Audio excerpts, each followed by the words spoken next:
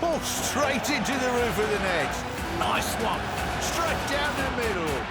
So a good performance from both teams here today. Hi, you're watching Firstpost. I'm Rupha Ramani. Let's get started.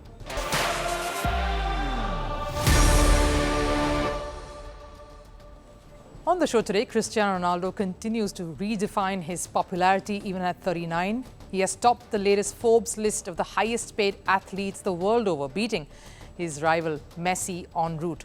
What makes Ronaldo a powerhouse and an icon beyond the realm of football? We delve into the savvy, street-smart Ronaldo, who knows how to make his football prowess scream beyond the pitch. And the biggest rivalry is ready to hit cricket fans in India over the weekend. Bengaluru takes on Chennai in a do-or-die clash at the Indian Premier League. What can we expect in this rivalry built on camaraderie? Also, Michael Schumacher's watches get auctioned for $4.4 million. I'll tell you more about how auctions of players' memorabilia works.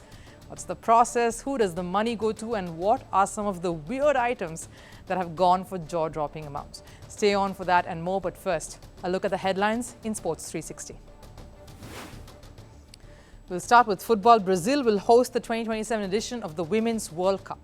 Brazil will host the women's tournament for the first time, having already hosted the Men's World Cup twice in 1950 and 2014. Palestinian Football Association has urged football's world governing body to suspend Israel. This due to Israel's ongoing war in Gaza. FIFA said it will take independent advice on the matter to consider Palestine's demand. The Asian Football Confederation, another body which manages football in Asia, has also backed Palestine's proposal. According to reports, Barcelona are poised to sack their current manager, Javi Hernandez. The decision comes weeks after Javi decided to stay at the club and honor his contract. It is believed Barcelona president Laporta is unhappy with Javi's recent comments made to press before the Almeria game. Javi, in the pre-match presser, said Barcelona isn't financially stable as it once was. Over in tennis, women's world number 2 Aryna Sabalenka has entered the final of the Italian Open. She defeated 13-seed Danielle Collins 7-5, 6-2. Their encounter lasted close to an hour and 30 minutes. Sabalenka will face off with world number 1 Iga Świątek once again for the title. Over in the NBA, Golden State Warriors superstar Steph Curry added another honor to his illustrious career. Curry bagged the Magic Johnson Award by PBWA. Curry was awarded for his on-court excellence combined with cooperation and grace in dealing with the media and fans. Now, aging like fine wine, that describes quite a few sporting legends, and it fits Cristiano Ronaldo best. The more the footballer ages, the better he gets. Sure, he was a different beast when he was younger, but experience has definitely wizened him. Sure, his hunger to excel has not diminished, and yes, age has its effects, but Ronaldo has managed to veer and evade the impacts of almost all of it. Remember Dr. Strange and his magical hold on time? CR7 is the Dr. Strange of the football world. He's mastered time, controlling time to favor him. At 39, Ronaldo may not be playing in the top 5 leagues in the world, but here he is giving us another reminder of how he's managed to evolve and grow despite all of that. Ronaldo has topped the Forbes list of highest paid athletes in the world. In the past 12 months, Ronaldo has earned a staggering $260 million. This, of course, includes not just his salary, but also the many endorsements he makes. He beat some of the biggest names of the sporting world to top this list. NBA players LeBron James and Steph Curry, or golfer Jon Rahm, and yes, his biggest rival Lionel Messi too. They're all left behind as Ronaldo topped the list for the 4th time in his career. Ronaldo skyrocketed to being the highest paid athlete for the first time 8 years ago in 2016. Ever since then, the Portuguese has moved to 4 different countries: Spain, Italy, England, and now his current home in Saudi. And despite all of that and the changes that have come with it, one thing has remained consistent: him and cashing outrageous paychecks. When Ronaldo made a move to Saudi last year, everyone knew it involved a lot of money. But there was an associate belief that his brand endorsements would plummet, wouldn't be as ambitious or lucrative as they were, because he was heading to a less popular league. Cash rich, sure, but not elite. But Ronaldo does his magic here as well. Last year too, with $136 million in earnings, Ronaldo comfortably beat his rivals. And not just that, he has set a trend. He made the Saudi League desirable, made it cool. And following his move, big names like Karim Benzema, Neymar all decided to jump ship. And yes, no surprise, they also feature in the top 10 list of highest paid athletes. Ronaldo is someone who has always found ways to evolve, ways to make his brand never stagnant. And here's just another example of that. Clearly why he continues to challenge his peers and his successors even today. With endorsements, salary, investments, and a massive social media fan following.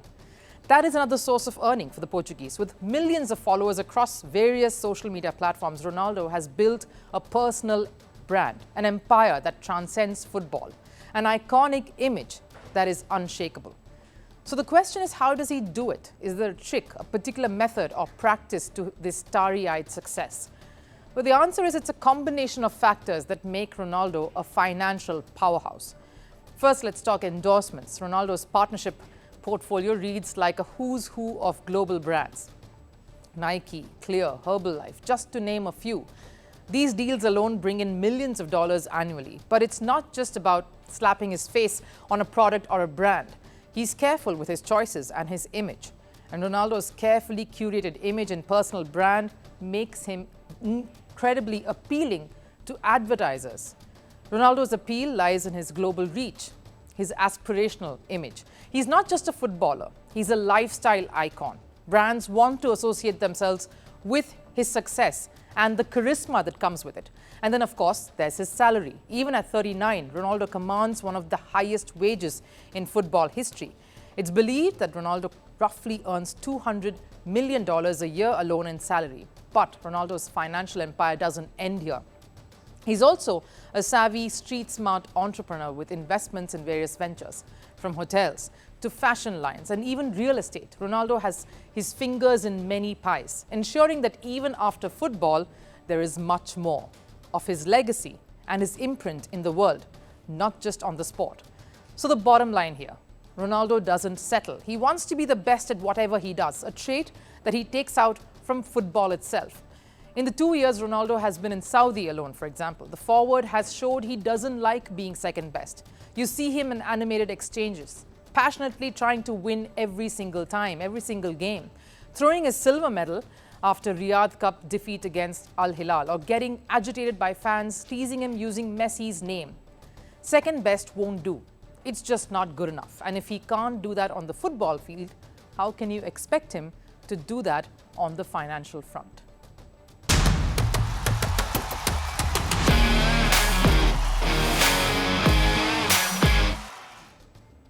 Now, the Rains have decided one of the playoff spots in the IPL this year. With that Gujarat's last game that was washed off, Hyderabad has made it to the playoffs. And it's thanks to that one extra point because of the match being abandoned. But what that means is that we have pretty much a shootout for the fourth spot. And it's between age-old rivals turned friends turned rivals. Chennai and Bengaluru will fight it out tomorrow for that elusive fourth playoff spot. This is the biggest clash in this tournament. The energy is going to be electrifying. Fans are going to pack in. I'm sure Chennai fans are going to pull in all their weight and their resources to get to the stadium and show that there is a little more yellow than red this time. This is the matchup everyone is gearing up for. It's probably one of the most important match in this season of the IPL. And here's the thing. What's so unique about this face-off? The two biggest faces of the two camps are not the captains here, at least not this season. MS Dhoni and Virat Kohli are icons of this franchises, and the two share the most warm camaraderie you'll ever witness. They're not captains though. No wonder then that MS Dhoni snuck into the RCB dressing room during training one of the days, right this time, just to have some tea during the net session. Two men who've had the most respect for each other, and they've shared some unbelievable moments together for India, from World Cup wins to memorable moments both on and off the field, like this one, where MS Dhoni decided to bowl and Virat Kohli kept wickets instead. This was in a test match. Seems like Virat would do anything for his biggest hero. He kept wickets during a game against Bangladesh as MS Dhoni needed to rush out for a bit of a break. Of course, that can't happen on Saturday because even when there is a lot of love between these two, it's war when Bengaluru takes on Chennai. Virat Kohli has never won an IPL title, so a playoff spot is one step closer to achieving that, for which a win, and a calculated one at that, is the bottom line. They have to beat Chennai by at least 20 runs or by 11 deliveries or more. MS Dhoni may have relinquished his captaincy this season, but the swan song, as they all feel it to be, will require this first step, beating Bengaluru. Because with one of the knockout matches and a final slated to take place in Chennai, history beckons. And we know how well MS Dhoni has kept his date with destiny all these years, whether for his national side or the Chennai outfit. In fact, that's what one of India's best test captains and now a commentator, Anil Kumble, believes as well. It can be both Chennai and RCB qualifying. You never know. But CSK, we all know how how well oiled they are in terms of crunch games, how well they are equipped to get to the playoffs. There's been hardly an instance where they haven't really qualified for the playoffs, other than one instance. They have qualified literally every time and won 5 times. So that experience and the ability to sort of get to the playoffs certainly is in favor of CSK. If Chennai can get to Chennai, then I think they'll be very, very dangerous, very dangerous. Very dangerous indeed. But the two captains on the field are players who have batted together, opened the batting for Chennai in the past. The very experienced and solid Faf du Plessis will lead Bengaluru out tomorrow, and his counterpart will be one he has literally chaperoned, Ruturaj Gaikwad. So it seems like a fitting battle royale. The only hitch is, of course, the weather. At least for the sake of the fans and the sport, if a fight would be great to see a match. And a good contest at that. Stakes are high, the pressure is on, the most entertaining weekend is lined up, weather permitting. Beyond the field, the courts or the ring lies another arena where legends are immortalized. The world of sports auctions. That's our next story today. A place where fans get to own the iconic possessions of their favorite athlete. A place where those gears are eternalized, iconic pieces from sporting history fetch staggering prices and capture the imagination of fans worldwide. The concept of auctions alone have been on for centuries now, serving as a marketplace where items of value are bought and sold to the highest bidder. In sports, though, auctions gained prominence as fans sought to own a piece of their favorite athletes' legacies. Early this week, Formula One great Michael Schumacher's watches were sold for around $4.41 million at an auction house in Geneva. The set of 8 watches were put up for sale by Schumacher's family. And here's the thing, Schumacher has not been seen in public since suffering that severe head injury while skiing in 2013. So understandably, every Schumacher fan out there would want to have some piece of the legend. And when the watches were put out for an auction, it was estimated that it will go out for about $3 million US. But the emotional connect and the fact that one of the watches had an engraved message given to Schumacher as a Christmas present by his Ferrari team principal, Jean Dott, made the watches even more desirable. And if you think the price for the watches is high, I'll give you some more shocking numbers. Michael Jordan's NBA Finals Chicago Bulls jersey was sold for $10.1 million in 2022, a jersey that Jordan wore during his last NBA title victory. And there's more. Remember Maradona's Hand of God jersey? Maradona wore the famed Hand of God jersey in the quarterfinals of the 1986 Soccer World Cup. One goal was scored by Maradona's hand, unseen by the referee. And in the second one, Maradona evaded 6 defenders to score what many consider was the greatest goal of the 20th century. That same jersey was sold for $9.3 million in December 2022. Now, how can a list be complete without football legend Lionel Messi?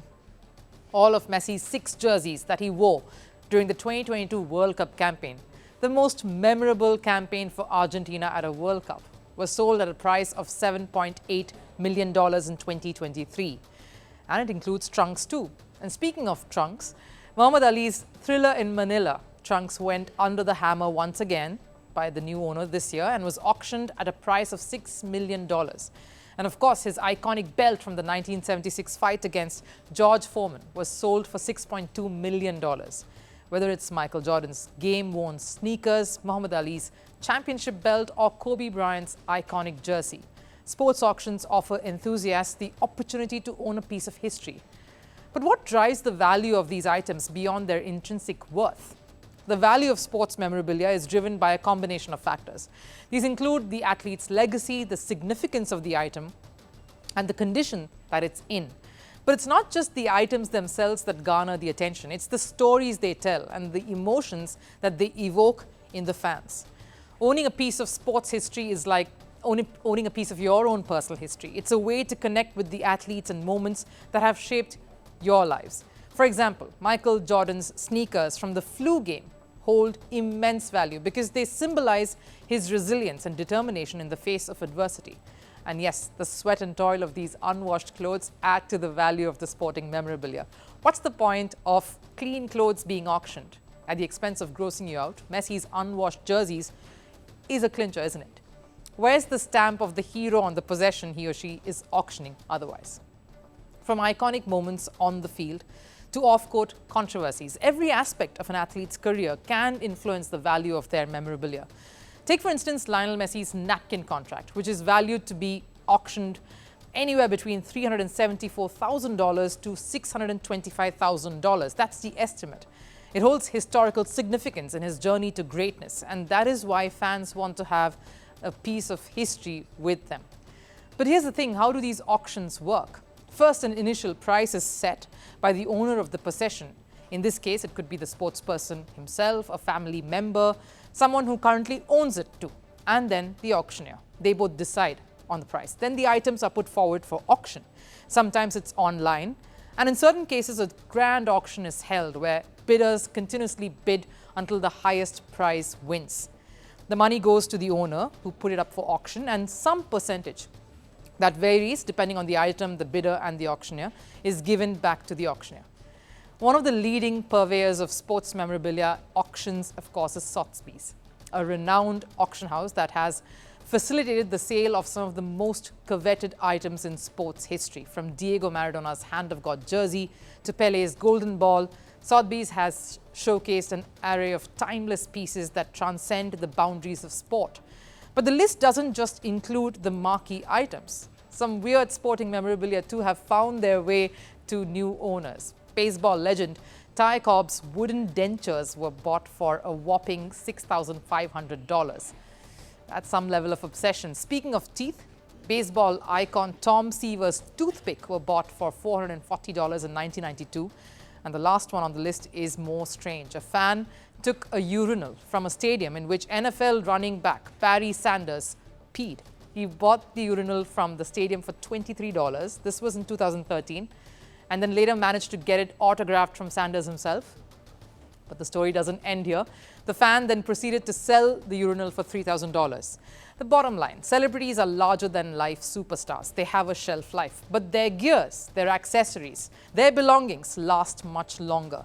Especially for a die-hard fan, it's clearly priceless. Time for last serve. What would you do if you are a rising icon of a sport? I'm talking about Jake Paul here. He might be the rising star of boxing, but getting into a verbal duel with a legend like Mike Tyson may be a bit too ambitious. Watch Mike Tyson and Jake Paul in a war of words ahead of their big fight in July.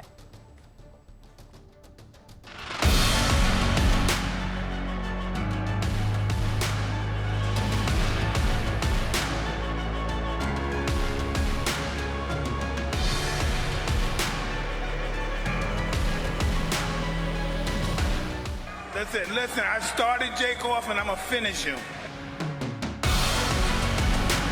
You started me off. I appreciate that, Mike. I love you. I love you. Like a father loves his son, but I must discipline you. You're going down, old man. Okay, I love you too.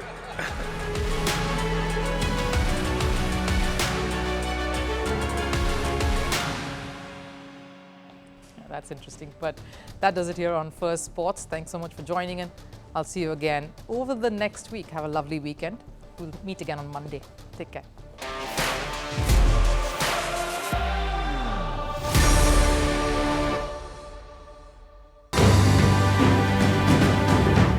Firstpost reports from the world's second largest continent. Hello, I'm Alison Lagrange. A very warm welcome from Durban, South Africa. We get you the news and the newsmakers from Africa. South Africa goes to the polls on the 29th of May. I will track the election and bring you ground reports. Is it the end of the road for the African National Congress? And will former President Jacob Zuma stage a dramatic comeback?